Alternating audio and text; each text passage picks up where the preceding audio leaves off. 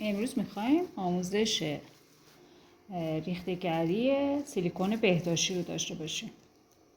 دو تا طرح داریم که داخل یک پس قالب در واقع قرارشون دادیم. سیلیکون پارت A و B رو داریم به عنوان سیلیکون بهداشتی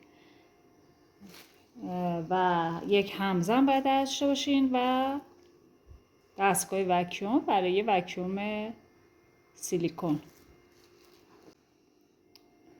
حالا که در واقع سیلیکونمون کاملا وکیوم شد، اونو به آرامی داخل قطعه میرسیم. فقط برای اینکه هوا گیر نکنه اول یه بخش کمی از سیلیکونمون رو میریزیم. سیلیکون به همه قسمت های قطعه‌مون بره.